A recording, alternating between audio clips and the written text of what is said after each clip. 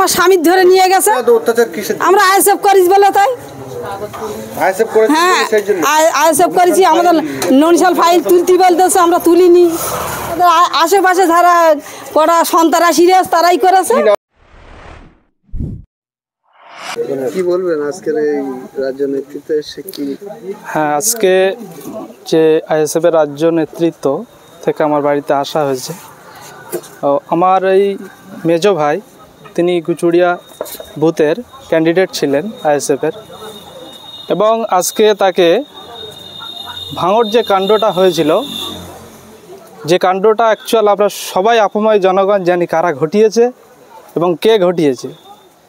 সব কিছু জানার সত্ত্বেও রাজনৈতিকভাবে আমার ভাইকে শুধু একটাই, যে সমাজে যে অশ্লীল এবং যে জুলুম চলছে তার বিরুদ্ধে রুখে দাঁড়িয়ে একটা মানুষকে শান্তির দিকে ডেকেছিল। এটাই হলো আমার ভাইয়ের মূল অপরাধ, এবং সেই অপরাধের ফলশ্রুতিতে আজকে তার নামে মিথ্যা বিভিন্ন কেস দিয়ে আজকে জেলে প্রায় 65 থেকে 71 দিনের মাথায় চলে এসছে, এবং তাদের বিরুদ্ধে একাধিক অভিযোগ করা হচ্ছে, একের পর এক অভিযোগ। একটাই অপরাধ ছিল, তিনি শাসক দলের বিরুদ্ধে দাঁড়িয়েছিল এবং কথা বলেছিল। আজকে খুবই ভালো লাগলো আইএসএফের যে সমস্ত নেতৃত্বতা বাড়িতে এসেছেন এবং তারা আশ্বাস দিয়েছেন অবশ্যই সত্যর একটা জয় আছে এবং মিথ্যা বিলুপ্ত হবে, তারা আশ্বাস দিয়েছেন এবং খুব দ্রুতই জামিন পাবে আশা করা। কোথা থেকে গ্রেপ্তার করেছিল? ওনাকে গ্রেপ্তার করা হয়েছিল অ্যাকচুয়ালি বিভিন্ন তদন্তের সাহায্যের প্রয়োজনে সিআইডি ওনাকে ডাকা হয়েছিল সিআইডির তরফ থেকে, এবং প্রথম নোটিশ করা হয়েছিল। উনি গিয়েছিলেন আলিপুরতে এবং সেখানে যেটা জিজ্ঞাসাবাদ করা সেটা করেছে এবং তিনি উত্তর দিয়েছিল, চলে এসছে। তারপরে আবার সেকেন্ড নোটিশ করা হলো। দেখুন, যদি অপরাধী মূলত হতো তাহলে তিনি ছুটে বেড়াতেন এবং তিনি পালিয়ে বেড়াতেন, কিন্তু তার মনে কোনো ধরনের বিন্দুমাত্র অবকাশ ছিল না যে তাকে অ্যারেস্ট করা হবে। তিনি অপরাধের সঙ্গে তো যুক্তই ছিল না, অ্যারেস্টের প্রশ্নই আসে না।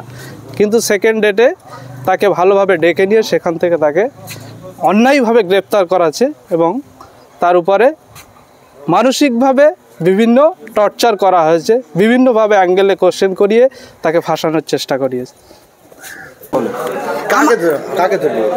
আমার স্বামীকে ধরে নিয়ে গেছে। আমার স্বামী ভোটে দাঁড়িয়েছিল বলে তার কারণে ভোররাত বোম চাষ করেছে। ভোররাত তার আগের রাতই তো বোম বেঁধেছে, আমাদের বাড়িও টিকতে দেয়নি। আমরা সব সাইটি ছিলাম। তারপরে স্বামীর অন্য জায়গায় আমি দিয়ে দিছি, বলি আমাদের ঘরে তালা মারবে, ওরা বেরিয়ে দেবে না, এজেন্ট দিতে দেবে না, যার কারণে আমরা ফাঁকে ছিলাম। তার জন্য ওরা আমাদের জোর করে লাঠি নিয়ে চাষ করলে, লাঠি চাষ করে আমার ছেলের পা ভেঙে দেয় দিলি, আমরা আর ভোটে মোট যেতে পারিনি। তার এখন আমার স্বামীর ধরে নিয়ে গেছে। কতদিন? এই 2 মাস 6 দিন। 2 মাস 6 দিন। বাড়িতে এই সিআইডি অফিস ডেকেছে, ওই অফিসে গিয়েছিল, ওখান থেকে ধরে নিয়েছে। এই যে গন্ডগোল যে হয়েছিল, ভাঙড়ে যে মার্ডার হয়েছিল রাজু নস্কর, সেই সময় আপনার বাড়ির লোক কোথায় ছিল? ওরা আমি তো জানি ওখানে ছিল না, ও লোক তো না, সেদিন বাড়ি ছিল। আমাদের 13 তারিখই আমরা ফাইল জমা দিয়েছি। আমরা 13-14 তারিখে টিএমসিরা যাবে, 15 তারিখে ফের আইএসএফরা যাবে, 15 তারিখে আমাদের যায়নি। আমাদের ছেলেপিলেরা কাজে বাড়িয়েছিল, ও লোক ওই নিমকুড়িতে ঘুরে চলে গেল। বোম মারছে বলছেন আপনাদের বাড়িতে, বলছেন বিভিন্ন জায়গায় বোম মেরেছে। ভোটের রাতি ওটা টিএমসিরা মেরেছে, আমাদের বেরিয়ে দেবে না বলে। কোথায় গেল?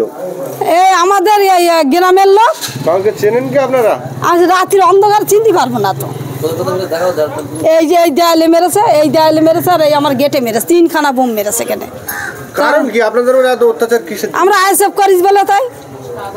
আইএসএফ করেছি? হ্যাঁ আইএসএফ করেছি। আমাদের ননিশাল ফাইল তুলতে বলতেছে, আমরা তুলিনি। লাস্ট পর্যন্ত কি পঞ্চায়েতে ভোটে আপনারা প্রতিদ্বন্দ্বিতা করতে পেরেছিলেন? করতে আমরা জাতি দেই না, আমাদের লাস্ট পর্যন্ত মারধর করলে। মারধর করলে কারা মারধর করেছে? ওই টিএমসিরা করেছে এলাকার আশেপাশে। হ্যাঁ, এই আমাদের আশেপাশে যারা কটা সন্ত্রাসীরা তারাই করেছে। কি নাম তাদের?